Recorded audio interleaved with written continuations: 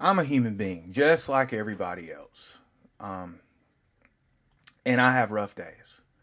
And this morning when I woke up, I knew I was having one of those days. And the nice thing about being single, though, is you don't have to hide it. You don't have to be like, strong macho man, stabilizer, at all times. So, I laid in bed, self loathed, and then I went to the gym. And when I came home, it hit me so hard. I mean, I started thinking crazy stuff. And it happens sometimes with me. I don't tell anybody really, except I guess all the camera and the 50 people that'll probably watch this. But I was frustrated because things aren't moving as fast as I want them to. And as much as we'd like to spend all of our time doing things that we enjoy, the sad reality is you have to make money in this world. And, I was hoping I'd be making more money uh, selling books by now than I am. Because once I ran through my email list, I mean, you're basically looking for strangers. And I didn't get a lot of reviews either, which was kind of surprising. And I started panicking, and I said, "Man, I need to, I got to figure this out. I need to go get a part-time job." My mind just took over. My mind just took over, and I started just thinking so negatively about everything. And then I had to stop myself, and I said, "Alan, that's the mind beating you up. Separate your consciousness from your mind. You control your mind. Your mind doesn't control you." And I thought, what else would I rather be doing than what I'm doing right now? This is what I want to do. And I've got to find a way. And I can't let my mind beat me up. I've got to stay positive. I've got to keep moving forward. Then I thought about this quote that I saw the other day from you got to forgive me, I'm Southern, so I don't pronounce things well. Nietzschevich, um, and he said, "I know of no better life purpose than to perish in attempting the great and the impossible." And I just remembered I signed up for this. And things might not be coming as fast as I want them to, but look how far I've came in the last 2 years. I can at least pay my bills with what I'm doing. And I think how much meaning there is to my life. And I feel like the things that I'm putting on paper, I'm not just trying to entertain. I'm trying to make a larger point. I want to I want to make great work, not just make work. And it warmed me up a little bit.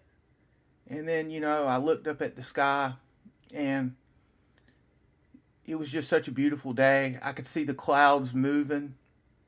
I could feel the sun hitting my face. I could hear the birds chirping. Little squirrels were running around in my backyard.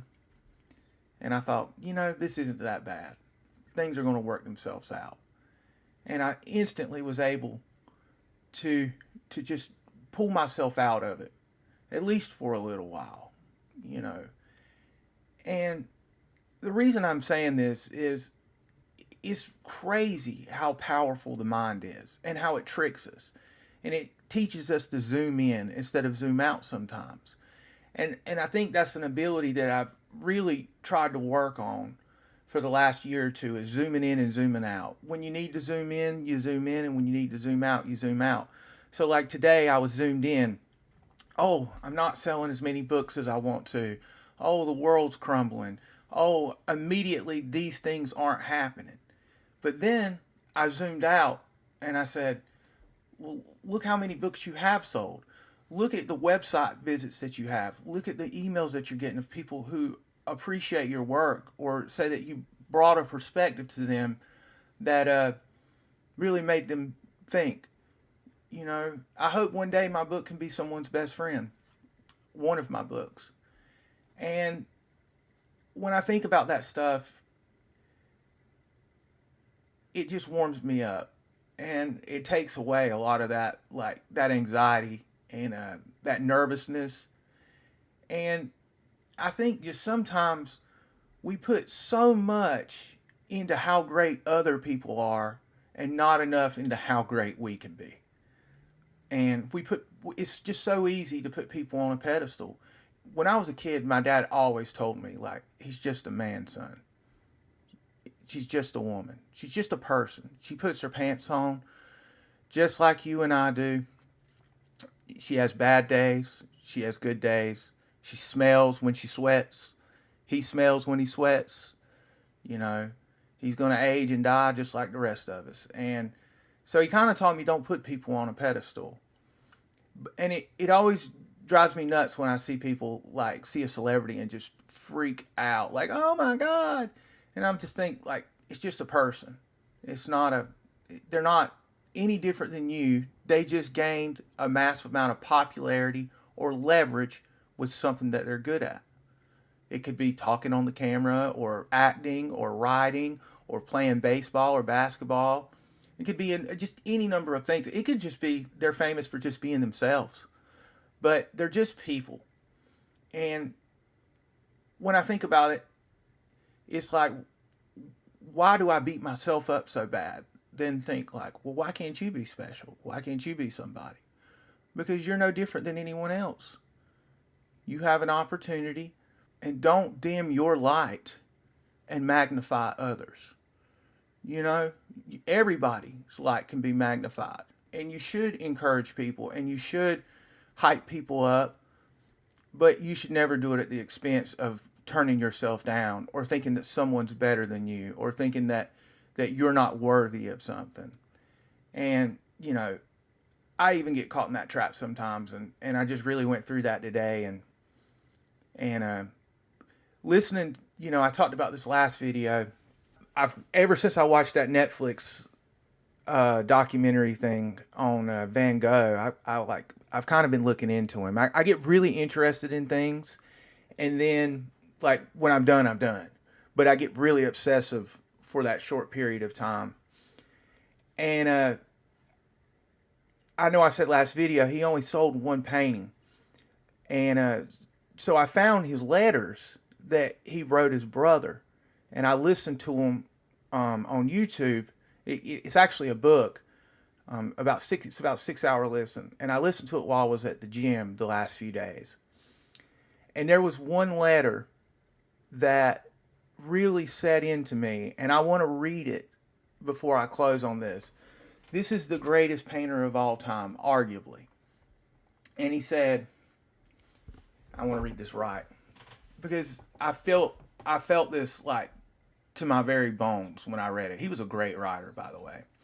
The reason, before I read it, the reason it hit me so hard is because I feel like I'm I'm doing things that, and I'm creating and I'm happy with it, but I'm also, every artist wants recognition and every artist wants to make a living.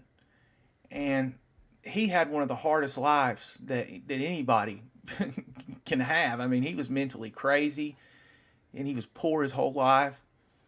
And he still looked at the bright side. And he was not murdered, by the way. I mean, and he didn't commit suicide. I don't believe it. I just don't. But anyways, I want to read this quote. And I know this video is probably not going to do very good because I just rambled. But I'm going to get better. So I want to read this. What am I in the eyes of most people? A non-entity, an eccentric, or an unpleasant person? Somebody who has no position in society and will never have. In short, the lowest of the low.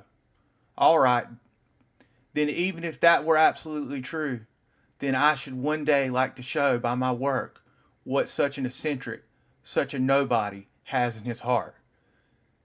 That is my ambition. Based less on resentment than on love, in spite of everything, based more on a feeling of serenity than on passion.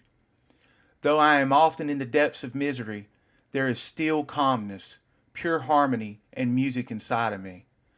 I see paintings or drawings in the poorest cottages, in the dirtiest corners, and my mind is driven towards these things with an irresistible momentum.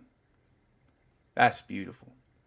And, you know, if you feel like you're not getting where you want to get to, you just keep going and you see the beauty in things and you work hard and create the things that you enjoy and let the cards fall where they may. But you can't lose your sense of wonderment. You can't look at the world as an ugly place. You've got to see the beauty in everything. Thank you.